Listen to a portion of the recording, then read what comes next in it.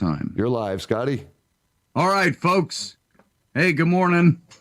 I think there's going to be a little bit of a delay because it's live stream, so hopefully we're showing up. I am monitoring the channel. There we are. All right, guys. And we have about I would say we've got about a 20 to 30 second delay, Reuben. So, folks, welcome to It's Sunday. I know it's a little different link than we had when I advertised the show because we had to set up through a new stream. And I want to say to all of you watching already, this is Scotty Roberts, if you don't know that.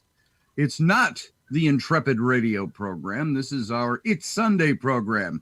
Very unofficially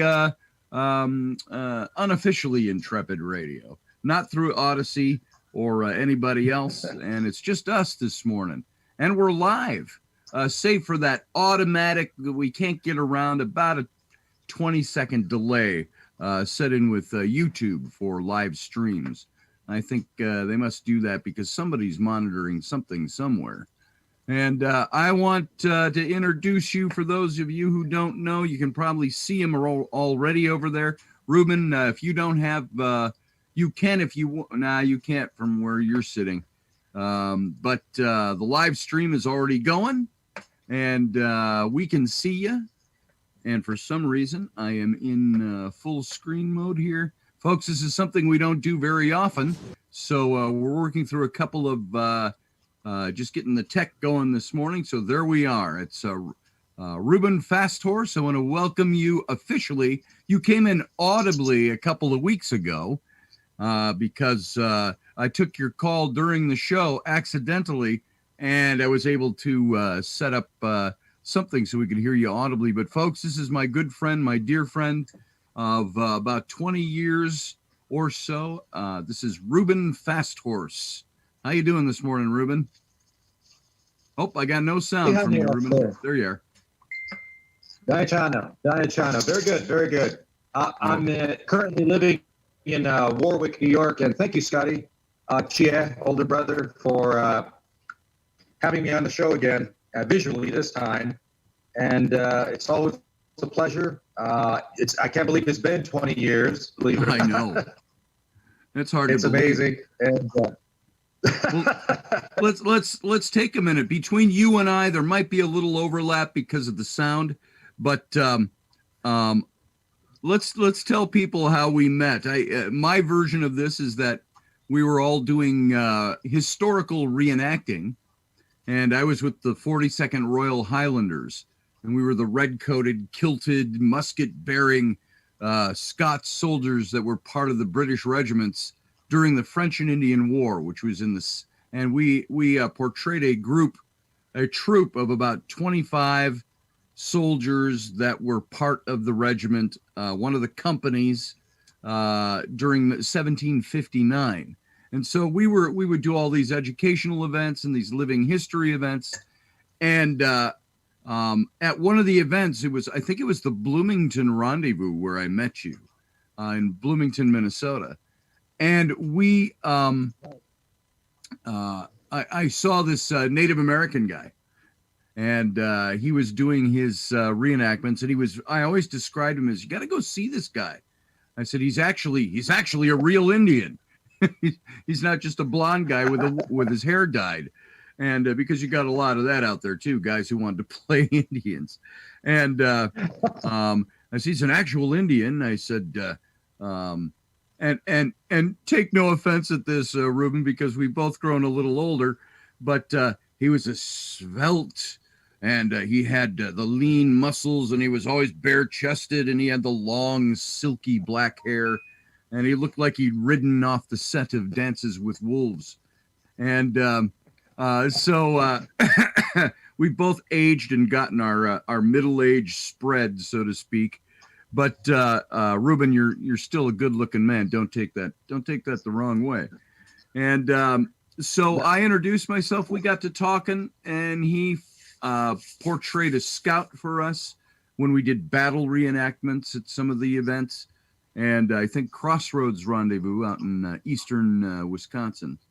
And so that's how Reuben and I got to know each other. That's how we met. And that had to be in probably I would have to say it was probably 1999 to 2000, 2001, somewhere in there that we actually met. And so, Reuben, Right. give us a little background about you, maybe your version of how we met. It's you're spot on, I would say. I remember doing lots of rendezvous, being the only Native American that wants to dress period correct. I thought it was important to do that, and meeting a whole ton of people. But the one that sticks out is the 42nd Highland Brigade, Eric Nelson, yourself, especially, still in contact with. And then it proceeded into the Renaissance fairs, and we just kept working together. Yep. And I lived with you for a while. My wife at the time. Yes. Lived with you because we were floating around, finding work as where we could. You used to have, I have to say, you used to tell people you used to have a big trailer, an RV, and you called it the Res on Wheels.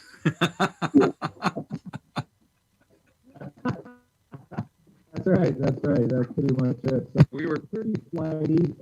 I'd like to say that we were just living like an Indian because, or like a gypsy, in European way, of just moving from different place to place and doing shows throughout the summer. That was our bread and butter, and it was great. I met tons of friends, dear friends like yourself, family in that way, and it's I can't believe it's been this long, but I know we're still connected. But yeah, everything you said, one of the best rendezvous I remember doing with you guys was Saukville, Wisconsin. Yes, the Crossroads up in Saukville. Yeah, Crossroads. I missed that. That was such a wonderful time. Place. Yeah, every time I think of that, I always think of that.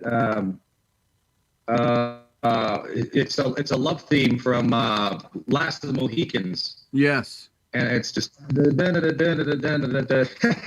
It's very haunting. And I still watch that movie. And now that I'm close, I'm in Warwick, New York, which is just 50 miles north of New York City. And we're not too far from the Hudson River and Fort Ticonderoga, which I want to go see when things get better. I'd like to go back up there. Yeah, you were there, and it kind of enticed me in that way to want to come. And hey, before we I feel like before we proceed, do you happen to have a set of earbuds? I think we're getting feedback into your phone, which is clouding it sometimes and messing with your sound a bit.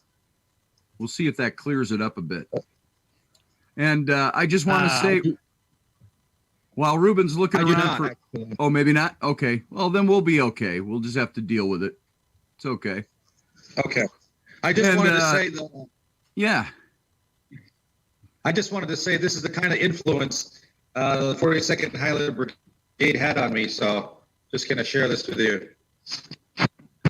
The kilt. I got two of them. And it's just.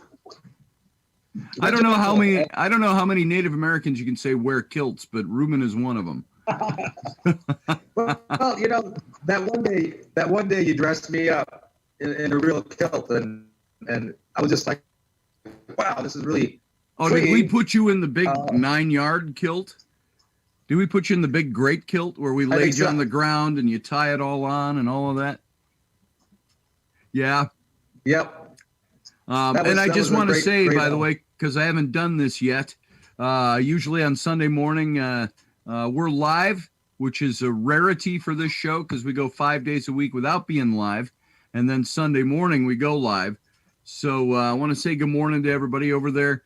Audrey, good to see you. She says you have nice legs, Reuben. And excuse me.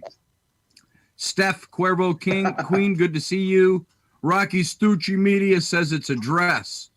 We're gonna have to teach Rocky Stucci what a kilt is. And Mr. Stucci, It's only a dress if I have my heels on. There you go, Rocky. That's a Scotty line. And there you go. Only if I'm wearing my heels. Mike Yahudi, good to see you, brother. Niall Parkinson, all the way from Ireland, is here with us this morning.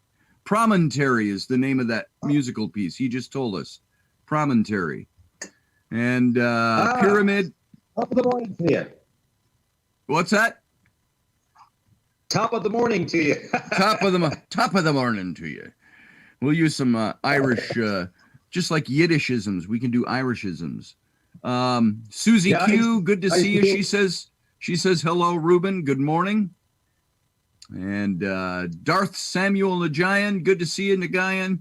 Matt Finn, Master Finn, how you doing this morning? And we've got, I think I said Susie Q. We've got Teresa Dentone. Good to see you, Teresa. And Durwood, nice to have you here. Barry Chad, good to see you, brother. And who else we got? Let me scroll back a little bit, see if I'm missing anybody that's live and in the chat room this morning. Let's see. I don't think I missed anybody. If I missed you, just scream and I'll pick you up somewhere along the way. So it's nice to see you. You know what's nice is that we get a ton of listeners to the stream, but we've only got about a handful of people that will actually come in and make their presence known in the chat room. So, folks, if you're watching on the stream, you don't have to come into the chat room, but those of you who are, welcome. I'm glad you're here. Durwood said certified Cajun here. So easy access is very cool, Rocky. Yes. Yeah. I think Rocky Stucci is mentioning the kilt as being easy access clothing. So if you're regimental, of course, but yes, if you're regimental, which we generally went. You know, the best. I got to share this with everybody. Now I'm going to mention a name. You know the name, but they won't. James Keel. You remember Jim Keel from the regiment? Oh yeah. We were out doing a battle reenactment, and Reuben was playing. I know it's a stretch. It's a little stereotyping and it's a little typecasting, but he was playing an Indian scout, and we were reenacting the battle with the French army, and we went out and we always designate, hey, the next volley that goes off, you and you fall. You know, it's for an audience out there, and so we were marching out onto the field with our muskets, and Jim Keel wasn't supposed to fall, but he pulls out he says, ground muskets, and we all ground our muskets. Draw your swords, and I had this sword. Draw your swords, and he says I don't remember what he called it. There was a name, but he said, Haaland charge, he said. And so it was just a wild, rampant charge toward the enemy. And we all drew our swords and charged. And after about 3 steps, James tripped and he planted. I think he probably put a furrow in the ground with his face. But he planted, and so he stayed down for the audience like he'd been shot. But as he fell, his kilt went up over his back, and he's got his bare ass sticking to the air. And so as we're charging by him, Eric Nelson leans over and flips his kilt back down. And he says, and the announcer said, oh, we've just regained our PG rating. So there you go. But Reuben, you and I have been, hey, Barbara, I think I saw Barbara in there. Barbie D, welcome. Good to see you this morning. Kevin Olson, good to see you. Minnesota is in the house with Kevin Olson. All right. Heather White, good to see you all the way from Scotland. So you're neighbors to Niall over there in Ireland. So you just have a little pool in between you. Heather White, good to see you this morning. Love seeing you here. And so I've got my friend, for those of you who weren't here at the beginning, my good friend, Reuben FastHorse. Yes, he is an Indian. And I asked him at one time, is it derogatory to use the term Indian? And I think you told me, Reuben, nah, just use it. What's your take on that? Native American, indigenous, Indian? They're all appropriate terms. I think the best is if you're going to visit somebody in South Dakota, there's mostly Lakota, there's Dakota, and Ojibwa. Say the tribe. Know where you're going. You're going to Arizona to see the Dene, which is Navajo, or the Potawatomi, which is Potawatomi. We call so all these terms, but Native American is given to us as a more of a diluting term because of Native American is a term given to us by Congress in the last 50 years, and Congress says if you're Athabascan, Aleut, Inuit, Samoan, Hawaiian, you're Native American. If you have this much Indian blood in your pinky, you're Native American. If you are an enrolled member like myself with the Standing Rock Sioux tribe, you're Native American. And if you're born in the United States of America, you're Native American. Now, Indian is still a good term. I don't mind Native American, that's fine. Most Native Americans prefer Native American, but you got to know the term. And Indian is Latin for Indios. And Indios in Latin means of God, from God, child of God. So that's not a bad term. But if you really want to know the native people, the indigenous, in Canada they say First Nation, then you need to know where you're going and who you're seeing. My Lakota friend Reuben FastHorse, or whatever it may be, of that tribe. And as Native people, the best thing that has happened to us, despite the European, the manifest destiny, the invasion, is the English language. And that's because a Mohawk can talk to an Inuit, somebody from Alaska, or a Navajo person can talk to a Lakota, and we have the English brings us together. So that's a good thing. But the English language is such a bully language in the sense that it'll take a verb from French and turn it into a noun in English. So dealing with languages, I've gone back to my degrees in Lakota language. I've been teaching at NYU in Greenwich Village in the city until this virus, and now everything's on Zoom. And after this interview today, I'm going to be teaching a class on my site. So if you're interested in the Lakota language, please join me on Zoom. It's every other Sunday, nearly every Sunday at noon Eastern time, and that's the New York class. And then there's a class 11 o'clock. Eastern time, and then one Sunday it'll be at noon, like today. It's with a group of people out of Denver, Colorado, that go to the Pine Ridge Reservation, Indian Reservation, where I grew up as well.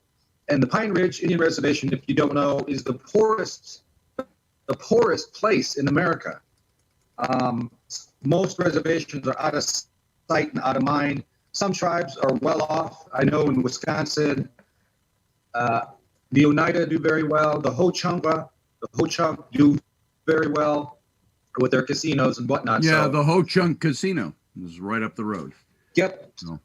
So it's it varies. It's a can of worms in many ways. With Native American, being Native American, American Indian, I think we talked last time. There's a big push for Black Lives Matter, and I'm not against Black people. I'm not aligned with them or any way, and I can't speak for them. But I think all lives matter. Yeah. And what people tend to forget is the American Indian, the Native American lives that matter. Yes. One of my pictures that I have on my face is I'll show it to you. Is someone took a picture of me, and it's what it is a symbol now that has become pretty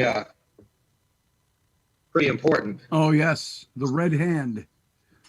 Yeah, and that's a sign of the MMIW missing Indigenous women. And so that's the new symbol of the red hand on the face to remind us of that. And that's, kind of what I'm talking about in the sense of all lives matter. I just don't want to say Black lives matter. Right. But that's kind of the push now. It's in the media and, the shooting in Kenosha and Minneapolis. And it's not good stuff, but we're kind of forgotten. We're kind of forgotten. I went in '97. I did tour down to Australia and New Zealand, and when I was in New Zealand, an Indigenous Maori man came up to me after our opening ceremonies and said, the darkest scar, deepest scar in America is what they've done to your people. And I lost it. I just cried and hugged him and thanked him, just like, finally somebody understands. So it's interesting. I mean, I love your show, Scotty. And I love the way you present things in the sense that you bring it to light. You bring stuff that people don't want to talk about, or they have no idea what they're talking about. And so you're enlightening them, you're educating them, you're entertaining them. And you've always done that. I've known your spirit to be that way. But also, you expand consciousness. So when your consciousness is expanded, you can't deflate it. It's there. So now, here we are. And I'm here because of you after all these years and wanting to share what I do as a Native teacher. And like I said, if you want to know more about me, just jump on Facebook, Reuben FastHorse, 2 words, and you'll see that picture or myself in a top hat, and it's me. And I can send you a link every Sunday, and you can join us. The one of the Sundays is the New York class, and that is you pay me through PayPal. But the other class through the TP Raisers, nonprofit organization out of Denver, is free. So, they take care of me in that sense. So, so they can come in and see you. How do they find you today? So right after this show, when we're done at 11 a.m. Central, noon Eastern, Reuben's going to have his class on Zoom. It's a Zoom link, correct? Where do they get that link for your show? Can we post it here and they can go to that Zoom link? Do they need a password to get in? I think the best thing to do, you can get through me, but after this, I'm going to be going into my class this time. Next Sunday, I should be teaching again, but for today, and it's for everybody too, people always ask me, how can I contribute in some kind of way? Donations are good. Going to the reservation and helping is good, which people do. University of Georgia, Lafayette, Pennsylvania College comes out. People tend to help in that way. But if you can, and you just want to donate or monetarily donate, I would go to the TP Raisers. And that's like that's TIPI Raisers.org or com? .org. And you can go through them. Tell them Reuben sent you. Dave and Lori Ventimiglia are a family, and their son Adam and Cece and Shayna, their daughter, are all of college, high school age. They've always been contributing to the Pine Ridge Reservation, coming up, sending up, especially in this time, like Pampers, clothing, food, carpentry, plumbing. They come up and bring tons of people and create awareness and contribute. And I've been working with them for 6 years before I moved out here. Now I'm, teaching through them because they bring non-native people, and then they bring native people from the Pine Ridge down to high schools and colleges who sing and dance and share, and create an awareness, an awakening of the plight of the American Indian, on the reservations. So they're really hands-on, grassroots, and so if you go to tpraisers.org and you can contribute in some kind of way, that's great. That'd be good. Fantastic. But, people ask me, what should we do? American Indian College Fund is good, but you never really see much or know much about it. But I would push that, the tpraisers.org. So. Okay. I want to say he came in a while ago, Kevin Olson from Minnesota, KDO Min, I think he is over there in the chat room, folks. Kevin says hello. He met you once and at my house, I think years ago. So I don't remember how long ago that was, but he says hello to you. And who else? We got a couple of Sean Bowden came in. Good to see you, Sean. Pyramid 7, good to see you. Thanks everybody for coming in this morning. And Reuben, I want to talk about a couple of things that, well, first, I called up something, you even alluded to it a minute ago. I've been doing this very long series on Native America. And it's more it wasn't so much focused on what happened in the East in the 1700s, although I hit on that. It was more focused on the Plains Indians and the Indians that were pushed onto what they called, I think it was in the 1860s, they called it or maybe even the 1840s, the Permanent Indian Territory. Anything west of the Mississippi was permanent Indian territory. Well, white settlers kept crossing, even though there were laws against it, and from the United States by the treaty. And so they said, well, let's just move it to the 95th meridian. So, a little more west of the Mississippi. And that started the move. And then, of course, we started going through Indian territory and, of course, boats and so on. Everything got settled on the West Coast.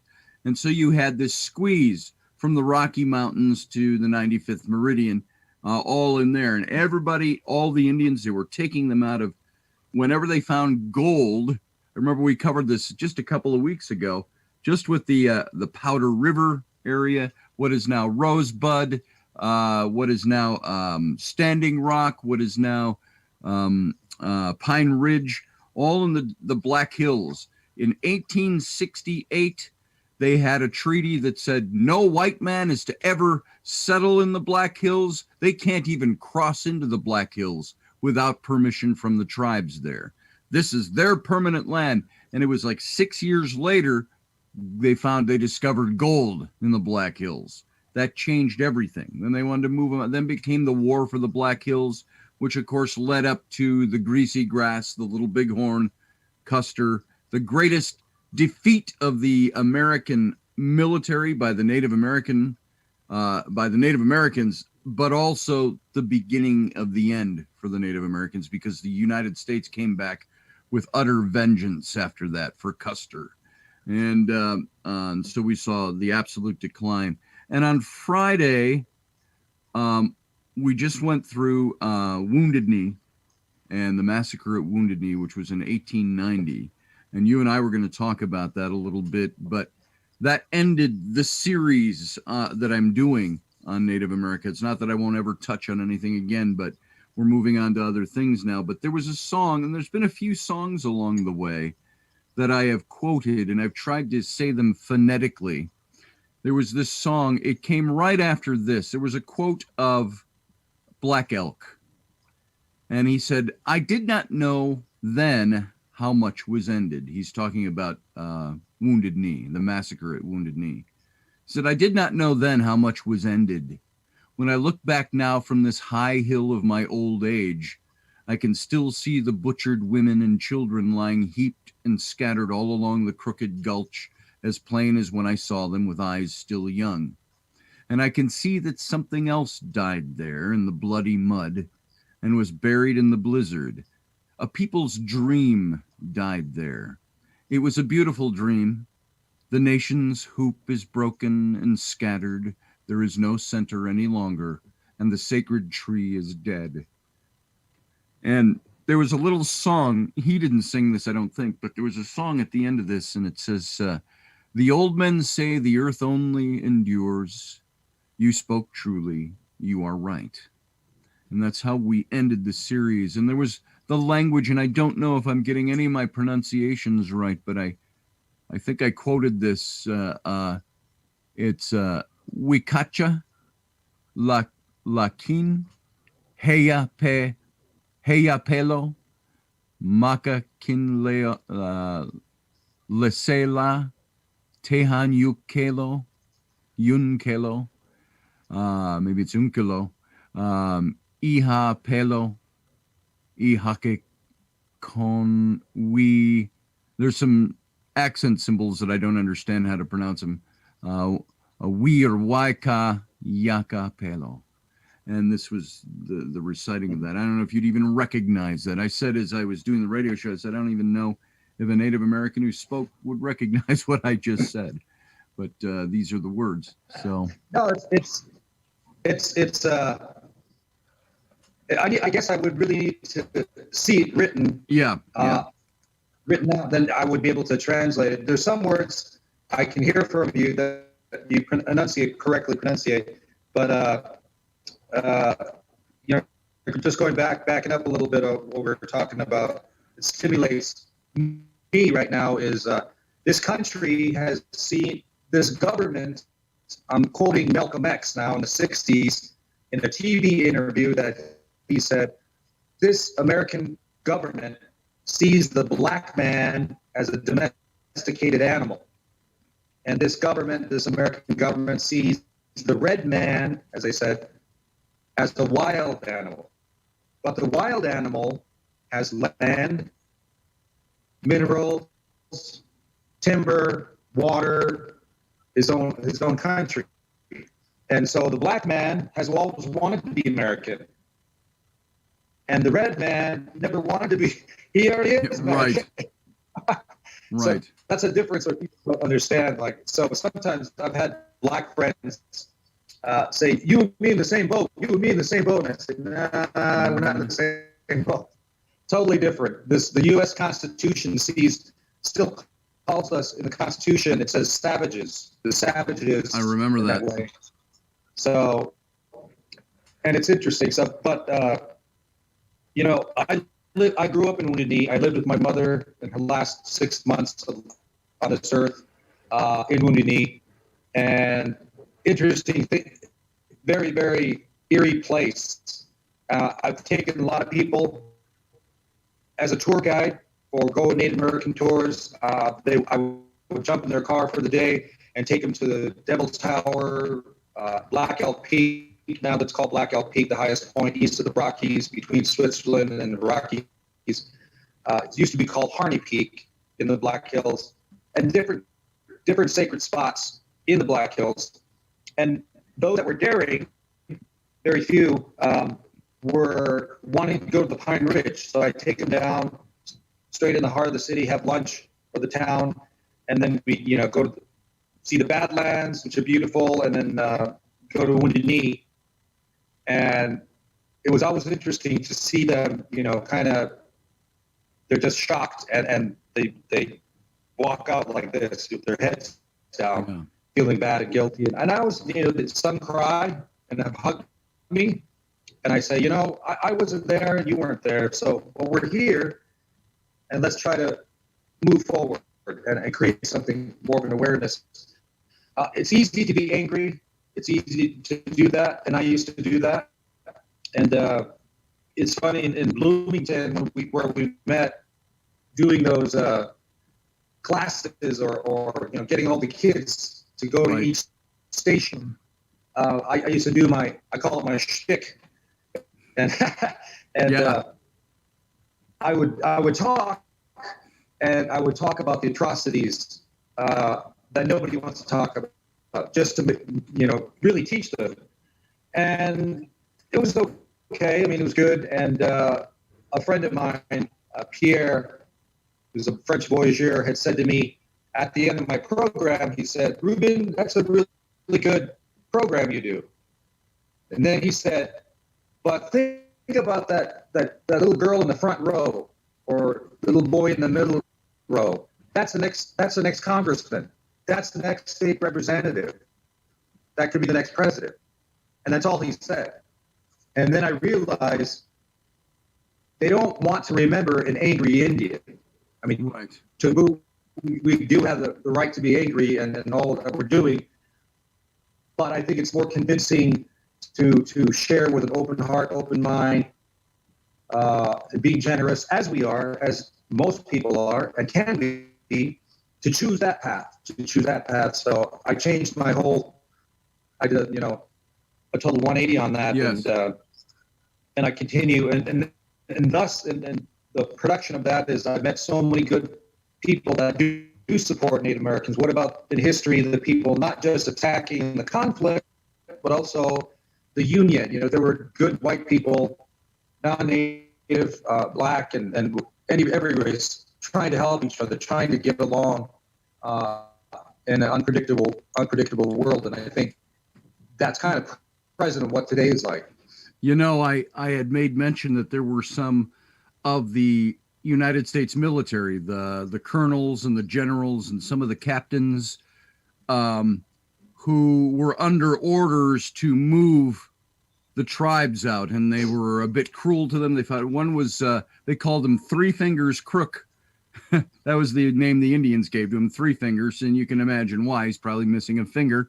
The Navajo called him Graybeard Crook, and so he fought on a couple of different fronts, the Indian Wars, and he was pretty cruel.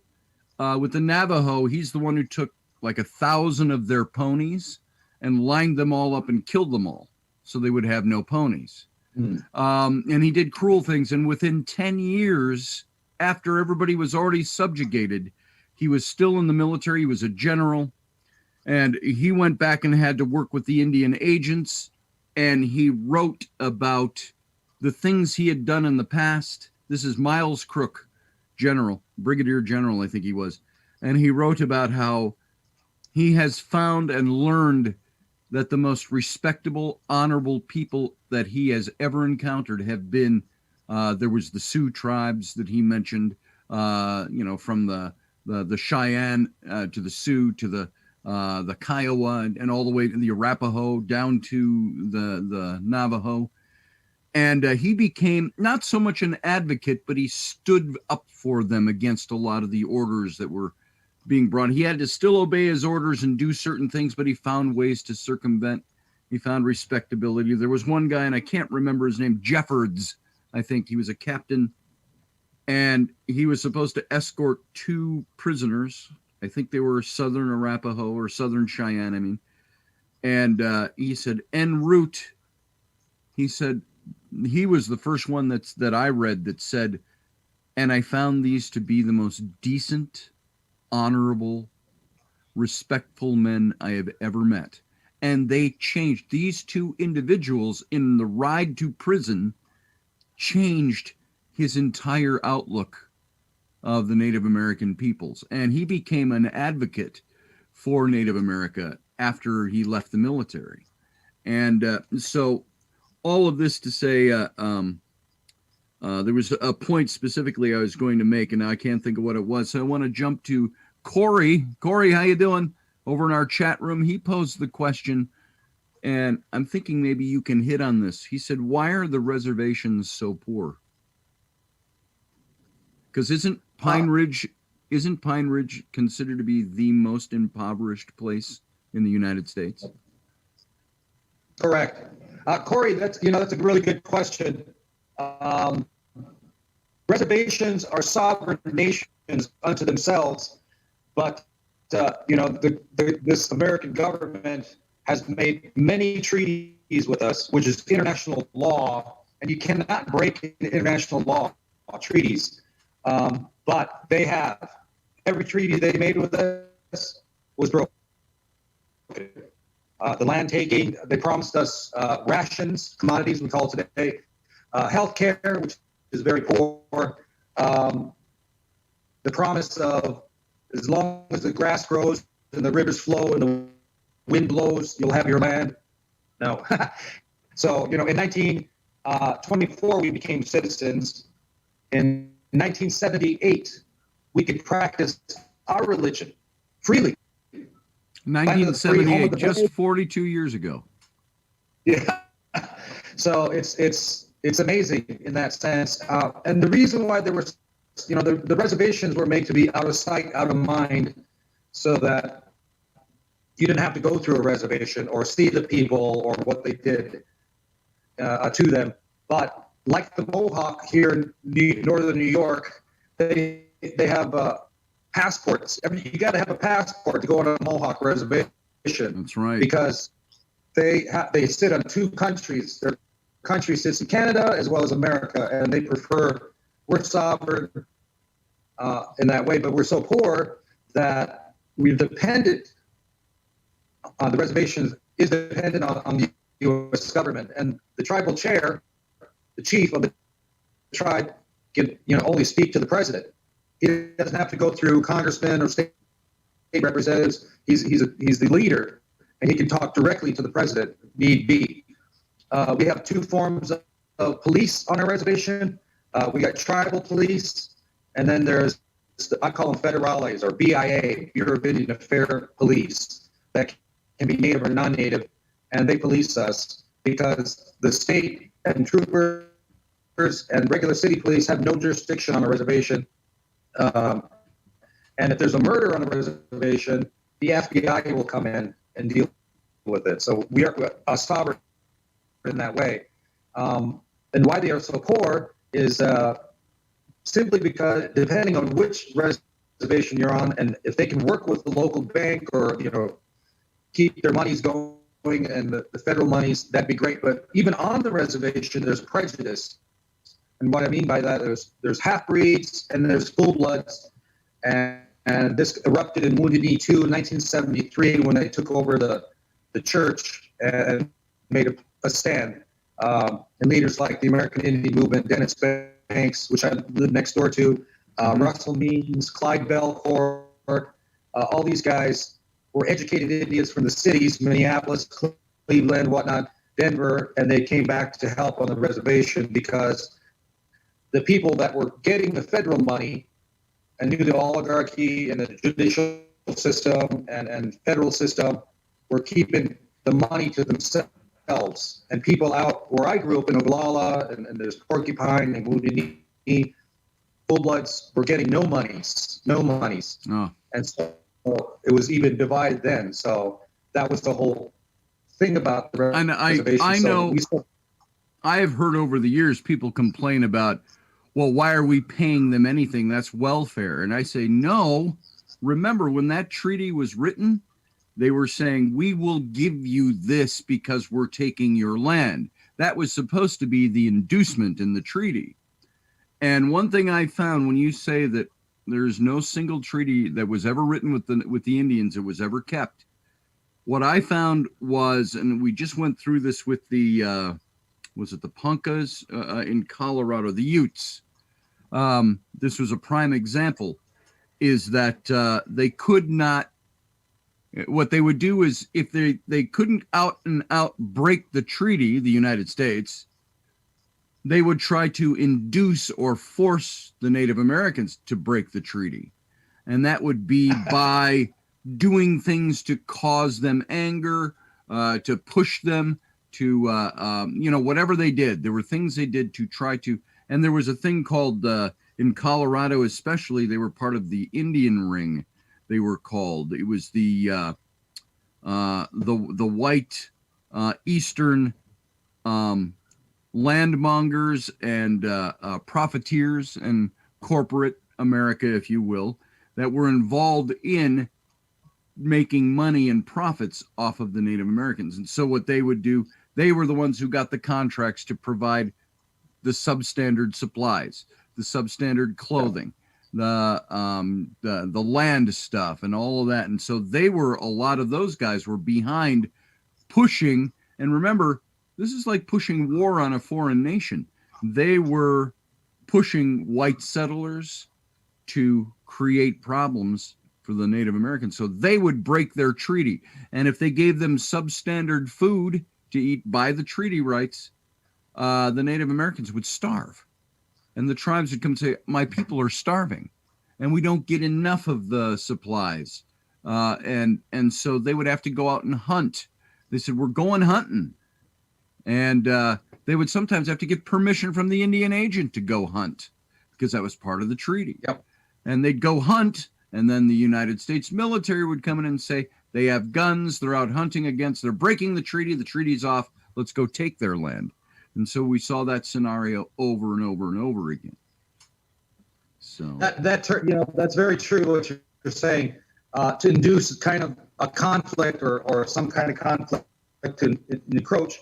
And I love that modern term today that the FBI use. You hear it in TV shows like Law and Order or, Criminal Minds or stuff like that, FBI orientated. He's off the reservation.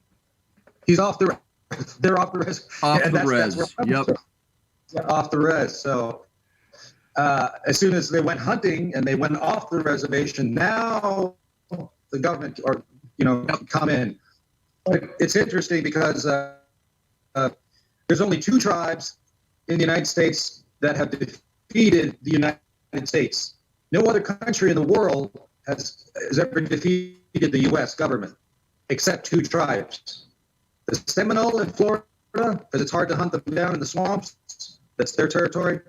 And the Lakota on the plains. Yep. So it's interesting because the contributions of Native America are many. And one of the big things is our style of warfare. It's guerrilla. And it's not like the British and the French, they line up and then shoot, and it's not that. We introduced a new way to fight. Yes. And so on the plains, you can't hide behind a tree. You can't do anything. You're just there. You either go into shock and fear and die, or you try to fight back. And the Lakota were good because they would come right at you and run you over and then come back.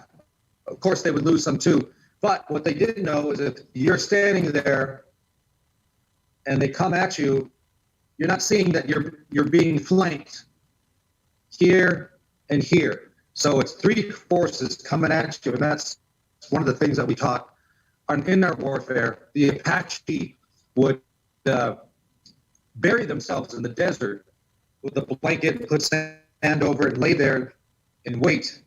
And as the column would come, they would just rise up out of the ground. And just wow. Amazing, it's crazy. Yeah, all different kind of stuff like that. So many contributions. I did want to mention really quick, if you are interested in this type of stuff, 2 books that I would recommend that are good reads are by Jack Weatherford, like the weather in the car, Fort Weatherford. And he is a professor at the University of Minneapolis, Minnesota, on this. He's the author. And the book is called Indian Givers. And the other book is called Native Roots. And it talks about the naming of America. It talks about how much food is given to America. 80% of the world's food comes from North and South America. Corn and chocolate are the most prized. How many of you are Native American? Yes. 6 out of 10. 6 out of 10 are Native American. Not all African Americans are African. They got Cherokee, Choctaw Creek, and Seminole in their family tree. So many people don't know it. They want to know their Native heritage. They want to know more about it. It's hard to come across. You can do the genealogy thing, Ancestry.com, if you want. It's kind of vague. I've known people to do that. That's just kind of the stuff. 6 out of 10, 80% of the world's food. Even our language as Native is Native American laced.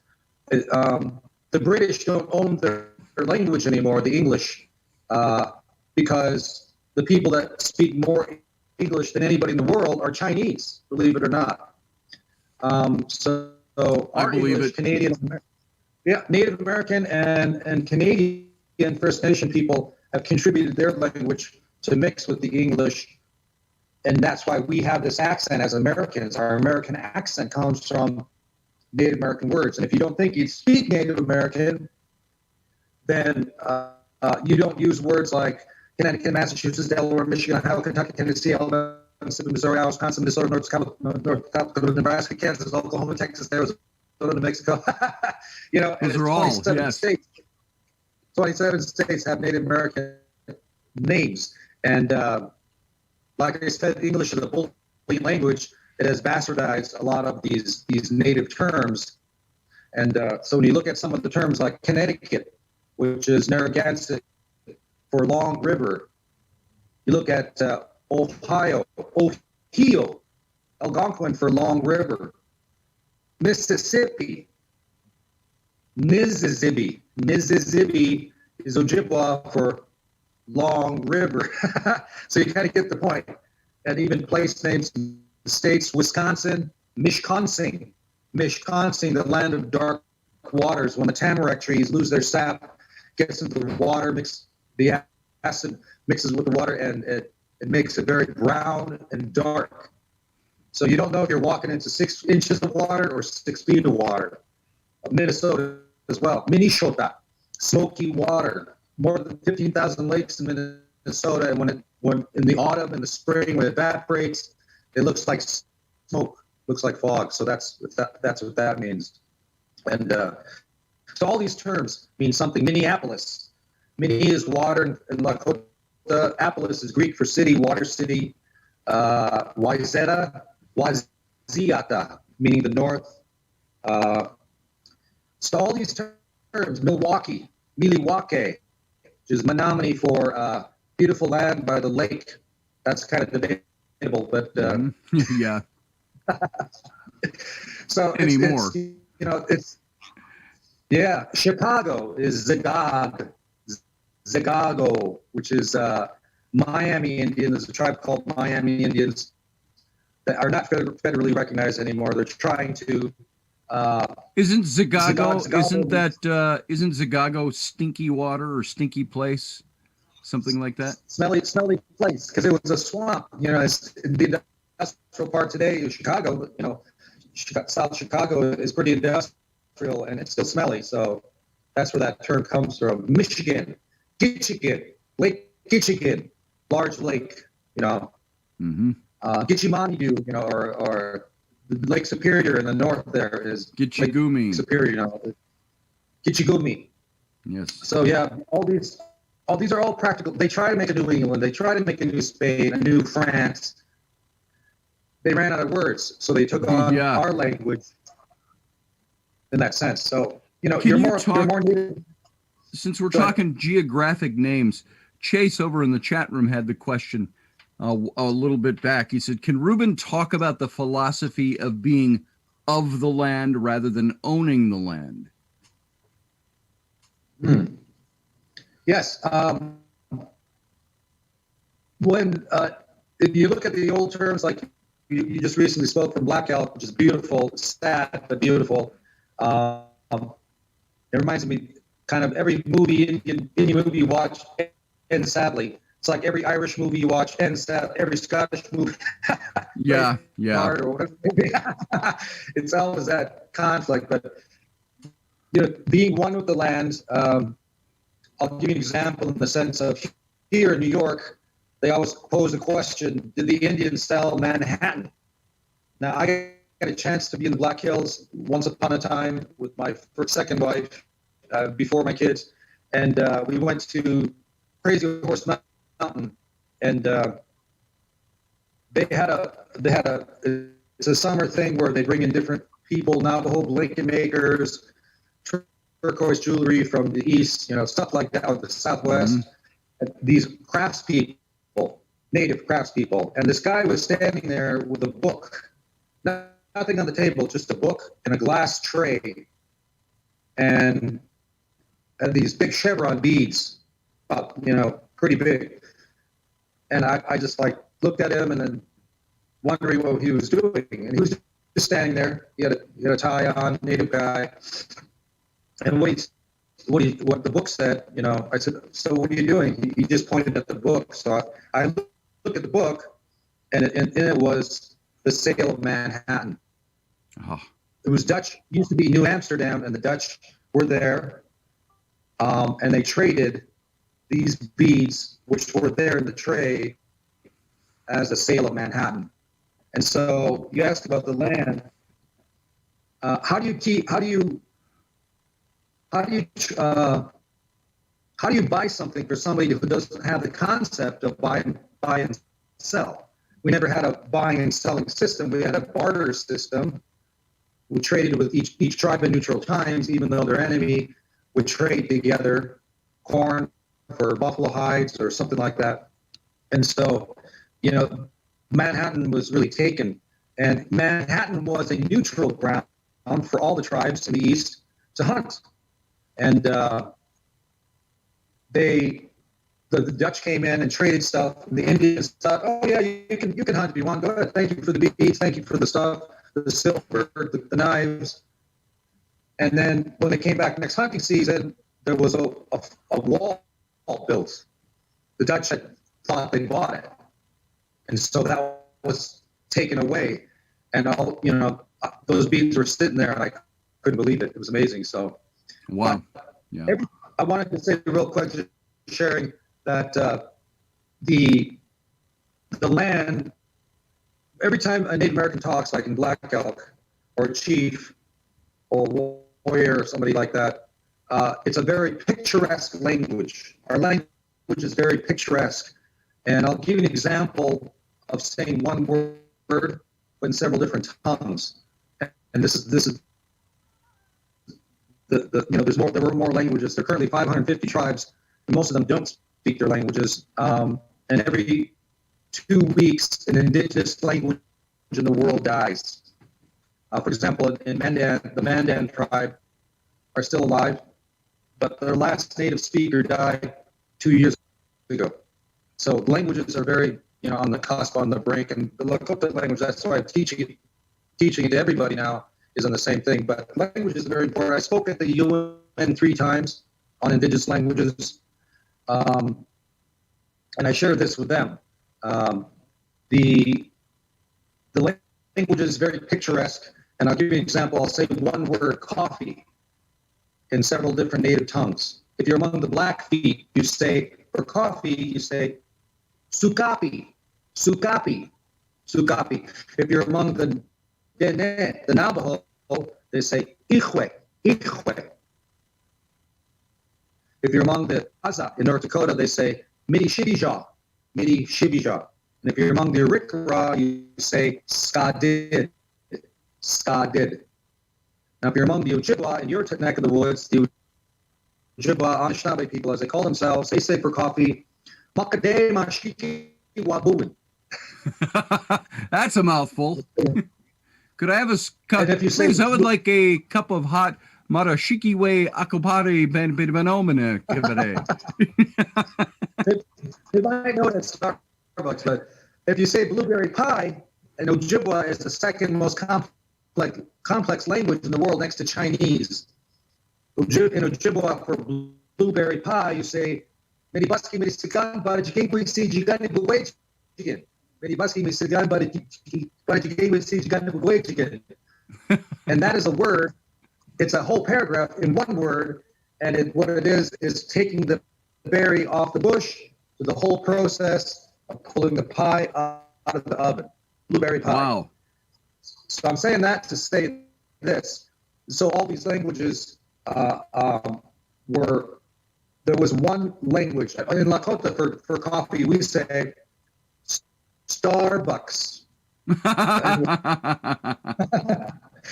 But the whole point of this is, Corey, is that so the language conveys, what we say about the land. We're part of the land. And I'm saying all this stuff to show the languages and to show that there was one universal. There's no universal language today. English is not the universal language of this country.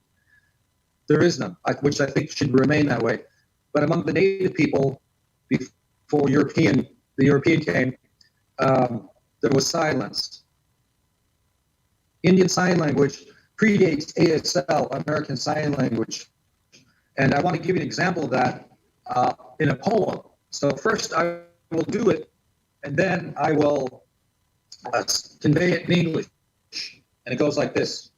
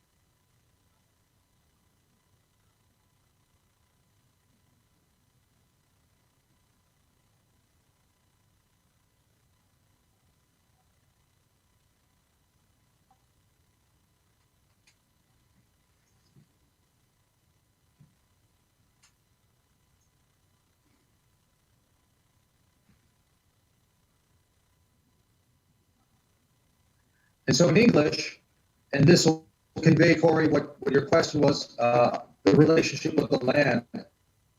And this sign language was used to speak to each tribe could work together, trade, barter in that sense. And so this is a poem. You can Google it. It's called Indian's Prayer. And it's by Chief White Cloud, who is Lakota. And this is what he made. And so it goes like this. O great mystery, whose voice I hear in the wind and whose breath gives life to all the world. Hear me. I am small and weak. One of your many, many children am I. Let me walk in beauty and make my eyes ever behold the red and purple sunrise. Make my hands respect the many things you have made, and make my ears sharp to hear your voice, and make me wise, that I may know the many things you've hidden in every leaf and rock. I seek strength, not to be greater than my brother, but to fight my greatest enemy, myself. Make me always ready to come before you with clean hands and straight eyes, so that when life fades as a fading sunset, my spirit may come before you without shame. I remember that prayer from the earliest days of knowing you. So, yeah, these are all really good, valid, good questions, and I'm enjoyed, I'm enlightened, I'm ecstatic about being on the show today to share with you. Sunday always seems to be a kind of a pondering day for me. You know, I talk to family members, or we talk about life and what's important, and especially in these times, I think, so it's great that you have this going on, and not just this show, but the other show, the Intrepid show, and enlightening people. So, thank you very much, Scotty, for that opportunity. Well, thank you for taking your time to be here. If you can, we can go. I want to make sure you have enough time to get prepped for your show, your language class. It is now about 10:03, 11:03 where you are. Can you go until the bottom of the hour, till 10:30, 11:30? I can. Okay. Yes. Maybe we'll entertain some questions here with people. There's lots of things I want to talk to you about. Last night, you and I talked for about an hour, and we were talking about, and it related to this book that you said we ought to write, which was something that could involve talking about Native American mythology. And I suggested maybe we bring two characters into it, like characters that would represent you and me, but not really be you and me. Set them in a different era. We could set them in the present, but we'd write this collection of Indian mythology set into different scenarios. And we still haven't beefed it out yet. But you and I were talking last night about mythology and things of consciousness and so on. Why don't you pick up a little bit with that? I'm just going to kind of throw that on your lap. You can start talking about that. What you're thinking about that and where your head is on mythology and consciousness and so on. Sure. We both read a book by Joseph Campbell. I read The Power of Myth, and I loved that book. It became kind of like a Bible to me. Now, if you don't know who Joseph Campbell was a University of Massachusetts professor, mythology teacher, not a preacher, not a priest, not anybody like that, but he wrote some great books on myth, and he even had an interview on PBS a while back. He's gone now, but the one thing I remember about, he said, mythology is myths, legends, and lore are stories that are parables in many ways, but stories that bring our consciousness to a level of spirituality, and that makes a lot of sense. So when you read the Bible or the Quran or the Tao Te Ching or, whatever it may be. It's taking it, and even Native American stories and legends is taking your consciousness to a level that's spiritual, so that you ponder it and think about it and you apply it. And it's something that I think we still need to do. And that's how I kind of foresaw this, the joining of two cultures and two minds, native and non-native. And I think it will help people. I get a lot of people that come up to me and are curious about the spirituality. Sometimes they want to become a shaman. And I say, well, if you're Navajo, you can find a master and become an apprentice. But with Lakotas, you either have to have a near-death experience or a vision to become somebody like that. And I would never want to be that. It'd be really difficult. It's a difficult life. But they're spiritually hungry. This day and age, there are many people that are spiritually hungry. They're looking for something. They're trying everything. They're mixing things, integrating. And I think that's the journey of our lives, the hero's journey, so to speak, as Joseph Campbell would say. So I thought about the two powerful myth figures in Native America in general is the coyote and the spider, Iktomi and Chugamanitu. I remember that. Yeah. He's part of the creation myth, as a matter of fact. Right. And the interesting thing, Joseph Campbell talks about, there's an archetype that we all have one mindset, that even though we all spread out across the world, we have the creation story, we have a flood story. Every culture does. Mm-hmm. And how does that come to be? How did that happen?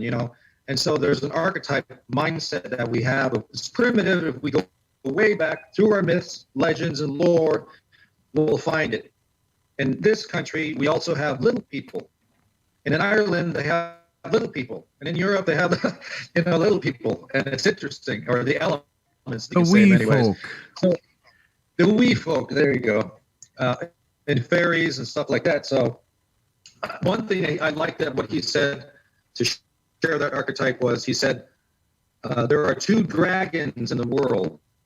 Two dragons. The first dragon is European, Western, and it hoards gold. It takes women, doesn't know what to do with them or the gold, but it hoards it. It's a taker. The Eastern dragon, the Chinese dragon, the Japanese, is bountiful, giving, helpful, good fortune and things like that. So it's total opposite. Now, how did we get a dragon? Well, it's the marriage of two great heads, which is the eagle, which is the king of the sky, and the snake, which is king of the earth. And when you put them together, you create a dragon.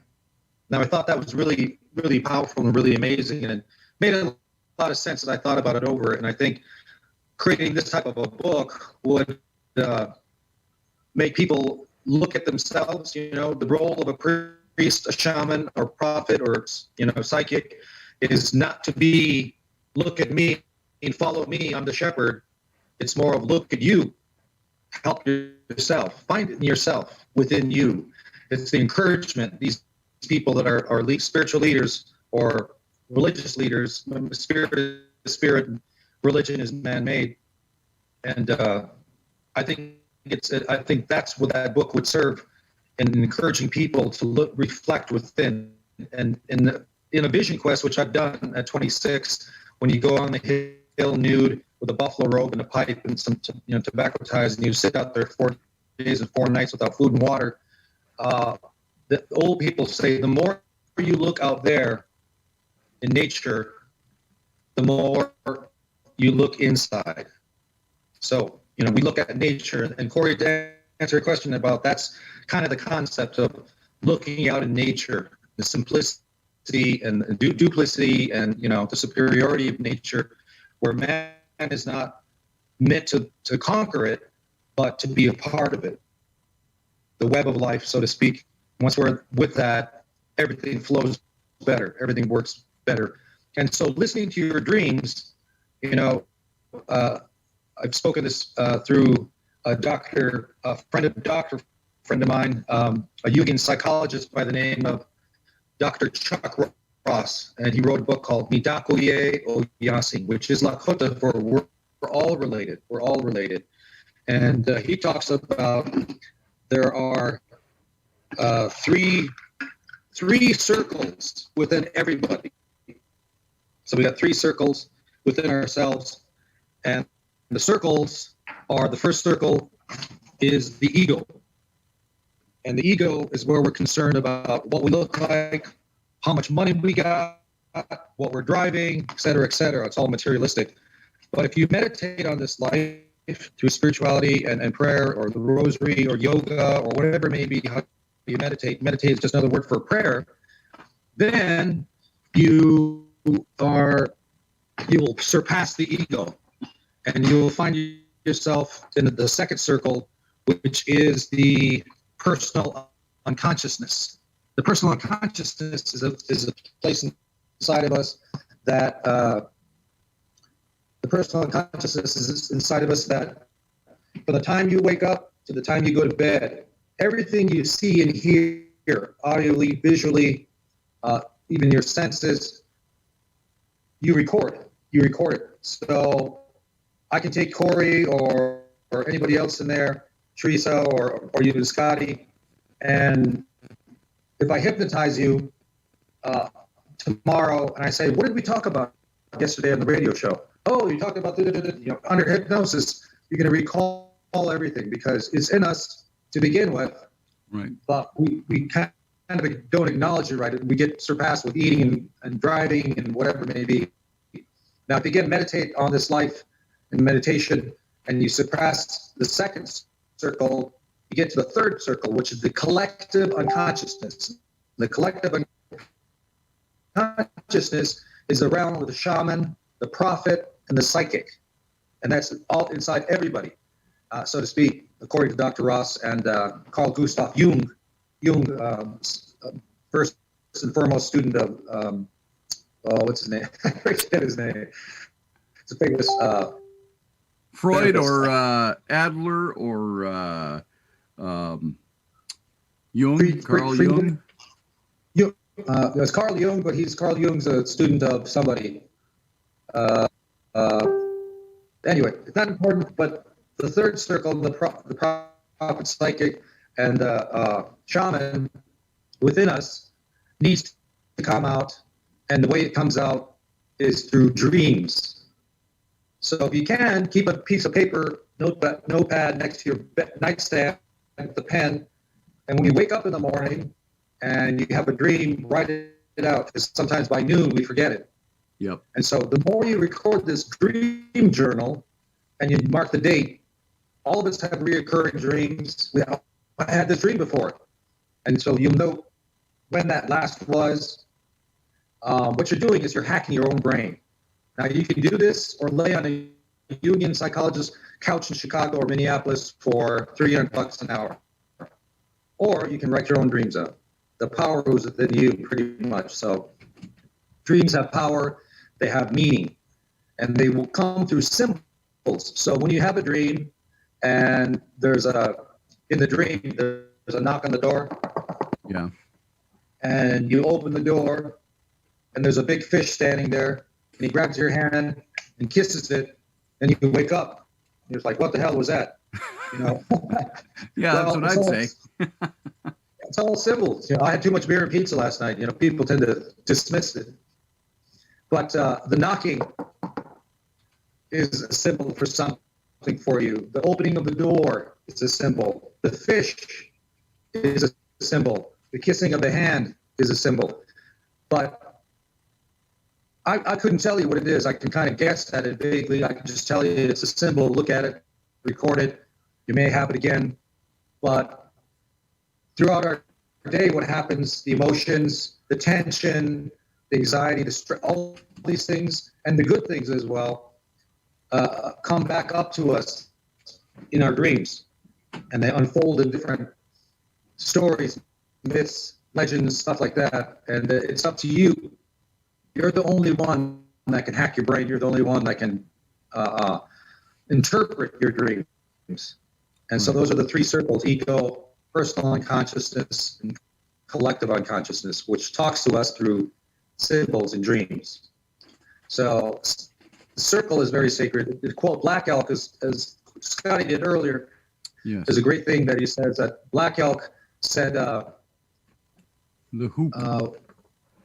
the hoop, everything that an Indian does is in a circle. Everything that has power in the world is a circle. The tornado on the prairie is a circle. The hurricane from space is a circle. He The said. world is the moon. He said the nation's hoop is broken and scattered. There is no center any longer, and the sacred tree is dead. That was he was on the hill in Harney Peak. It was his last vision.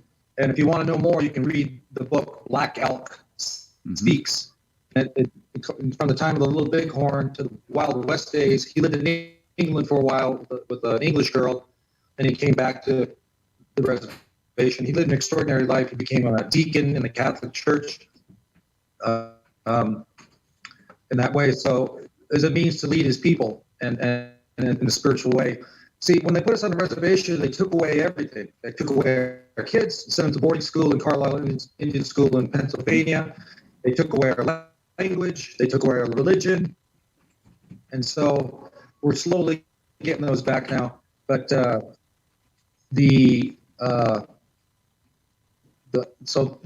taking the things away, the language and whatnot, and spirituality, we could know, like I said, in 1978, we can practice our religion freely. They even made us choose on the reservation. They brought in the Shinasape, the black robes, the Jesuit priests, and they brought in the Shinaska, the white robes, which are the Episcopalians, the Anglican Church. And so the native chiefs had to decide. Senegal said, I'll be Catholic. Chief Gall said, we're going to be Episcopalian. And even then, our nation was divided because Catholics and Episcopalians didn't jive. They didn't come together or talk or work. Even though they were Lakota, they know their language. And so Black Elk became a deacon of the church, and they're thinking of making him a Catholic saint. Oh. Now, the first Native American saint is Mohawk. I forget her name. It's Lily of the Mohawk. She's a Lily of the Mohawk. Kateri Tekakwitha is her name. Kateri Tekakwitha. And sorry, my phone's dropping. But she's a first Native American saint. And the second is maybe Lakota, which is Black Elk, because of his work and whatnot. That's a whole other story. But And Black Elk Speaks. You can pick up that book. It's only about a quarter of an inch thick. It's just his words. It's a very small book. You can pick up and read it. By John G. Neidhart. And there's several other books with that too. But what I'm trying to really say is that even he was a holy man, a medicine man, but even he saw the need of changing and adapting. And as Native people, we're masters of adaptation. We're still here. We're still alive. We're still moving on. But one day I was driving in Oglala, South Dakota. I was a bus driver for the church. I picked up all the elderly and took them to mass, and then I drive them home. And one of the conversations in the summer, they were speaking in Lakota, and one of them said, we want what she unique, and the other one said, we want what she unique de lo. What they were saying was, are you going to go to the Sundance? And the other one said, yes, I'm going to go to the Sundance. And I couldn't comprehend. You just got out of mass, and then you're going to go to a pagan ceremony. And I had to ask. And they said, Reuben, when they took everything away from us, all we had was to believe the way they believe, to understand how they believe. And we had to find something spiritual to hang on to, even though our religion was taken away. But now that it's back, we can do both. And there's no problem, because if you can tell me what color God is he red, black, white, yellow, then Right, we'll, right. you know, understand. But there is no, you know, God is beyond that. The concept of God, it's just what we believe right now. So that was really a mind-blowing experience to have that, where they could believe the way they want to believe. So Yes. some still, yep, Christians, some are both, some are just traditionalists. All right. I was just waiting for you to say more. I didn't know if you had more on that or not before I move into some other things. Folks, we got about 9 minutes left with Reuben. So if you've got some questions that you would like to ask him, just post them in the chat room. And Niall always has a lot of great input into our shows.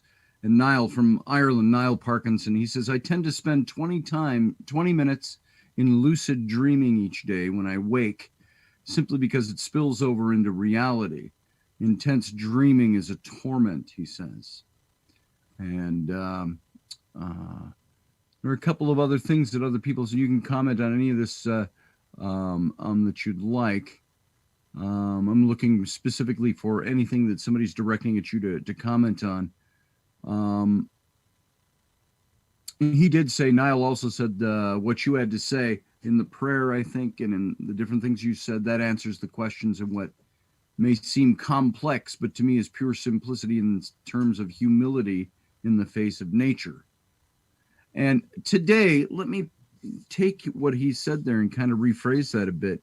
It seems today, you know, we don't have that. And anybody that we say who is a modern day contemporary person living in 2020, we don't think that way. And if you think that way, those simplistic terms of nature, the simplistic terms of spirituality, that you're kind of wacky. You know, you just, you aren't with the program. You don't think about, well, we got to have houses, we got to pay bills, you know.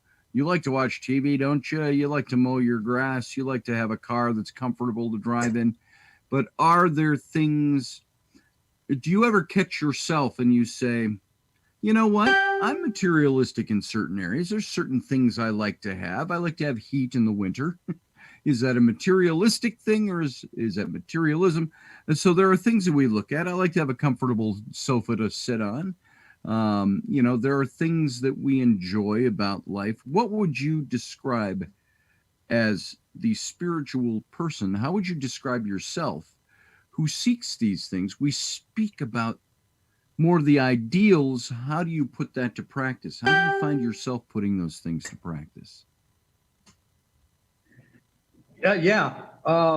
You know, in my travels, and I lived in Australia for a while, I was out of contact with my spirituality, Lakota ways, sweat lodge, Sundance, and whatnot. So you know, I found it in the pagan belief system through Wiccan or witchcraft in many ways, because it's very similar. Native America is a matrilineal, matriarchal society, all of Native America.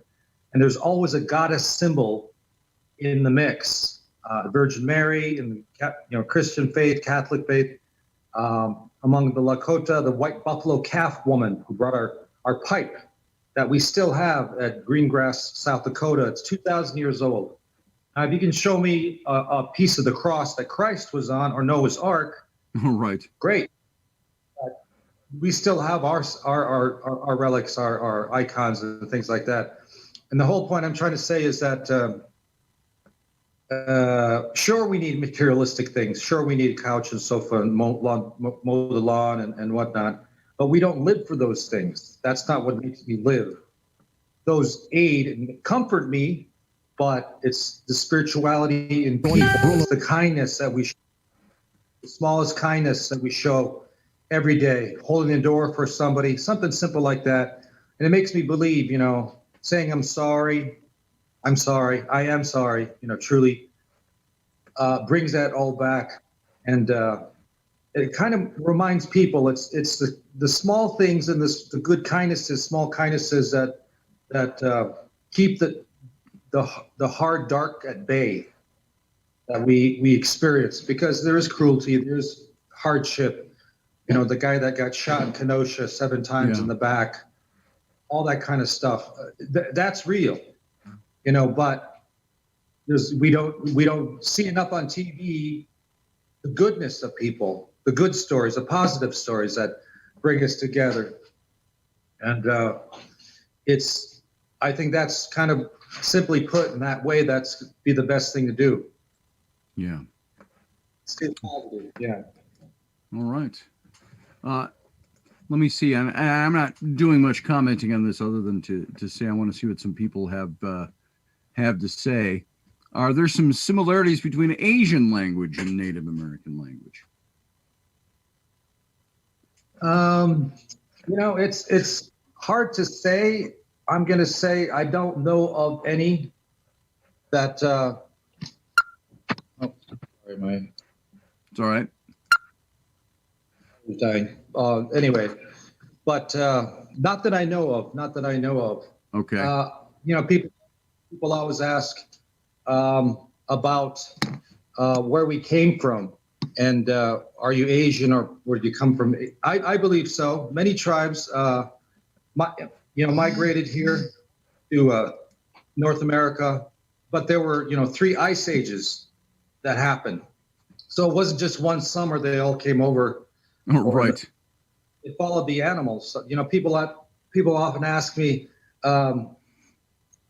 People often say, "Well, if you ask an Indian, where do you people come from?" They'll say, "Well, my creation story tells me we've always been here," and that's true.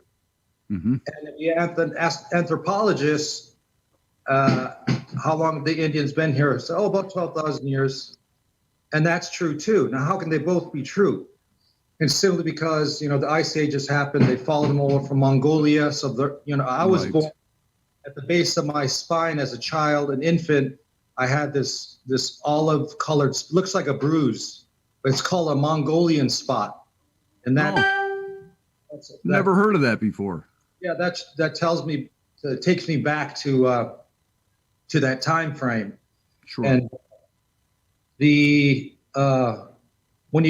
you went into a village a long time ago in the teepee days and ask an Indian, my creation story tells me we've always been here, and you say, what happened 22 winters? Because we don't go by years, we go by winters. Mm-hmm. 22 winters ago, you would take out a robe, skin robe, and look on the pictographs of what happened. Oh, we lost 4 kids. There was snow blindness. Mm-hmm. Yada, yada. But if you ask that same Indian what happened 2,200 years ago, there would be no robe, because the Indian's not concerned about yesteryear.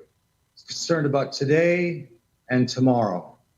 And that's why you can say my creation story has told me that we've always been here. And the anthropologist says, carbon dating says 12,000 years. So they're both right. So it's a different mindset, so to speak, I would say. Sure, I understand that. Well, listen, we are almost out of our time together. I want to give you time to prep for your show. I want to say this last thing. I know I've told people about this before, but you see this ring that I wear. This is the ring that Reuben and his then wife gave to me. I had done some graphic design work for them. And it's the ring. It's got the 2 dragon heads on it, and they wrap around the entire ring. And he gave me that ring in 2003. And wow. I put it on this finger, and it's been on my hand ever since. That is the ring that Reuben gave me. So I've had this 17 years ago. You gave me that ring. And so I want to say thanks again. So, Reuben, tell people again where they can get a hold of you, where they can join you even today if they'd like to on your class today. Sure. With the class, there's 2 classes. There's a New York class that I'd like people to pay with PayPal, and that's $15 per class or $15 per hour. It's 2 hours. 2 hours. I thought it was 20 class. Oh, I'm sorry. You're right. My lady's telling me it's $20. There you go. Per class. 2 hours. 2 hours. Check into it. I'm not sure. But yeah, no, it's 20. What is your PayPal? So that we can. That's my PayPal. And every other Sunday. I think it's the first and third Sunday of the month. You can check. I'll check back with it. But friend me on Facebook, Reuben FastHorse, and just remind me you saw the show and Scotty's show, the Intrepid or the Sunday show. It's Sunday. What's the address to your PayPal so people can donate to what you're doing, or they can pay for a class? Do you have I still have to set that. Okay. It's fairly new. Okay. But I'll get that out there. If you friend me, I can send you the link, or I'll post it on there on Facebook. But the other organization is the TP Raisers, tpraisers.org. They're hosting this class. And if you can go there, tpraisers.org, and you can find the link. They posted on there, and you can jump on through Zoom in that way. So that'd be, if you wanted to jump on today, that's the way I would say to go. But, all right. Yeah, that's 2.5 hours. So it gives you time. But otherwise, you can join me next week as well, around this time. Next week, it will be 11 to 12. Today, it's from noon Eastern to 2 Eastern, in that way. But, yeah. All right. Thank you very much. Well, thank you. With great gratitude, I thank you. Misu, which is a little brother. Thank you very much. I appreciate your time. I don't know if Rocky, if you're listening there, if you want to disconnect Reuben and keep me on. Rocky's in control of the show today. So Reuben, thank you for being here. Rocky, if you're there, as soon as you show up, Rocky will know when Reuben disappears. So folks, I want to thank you. There we go.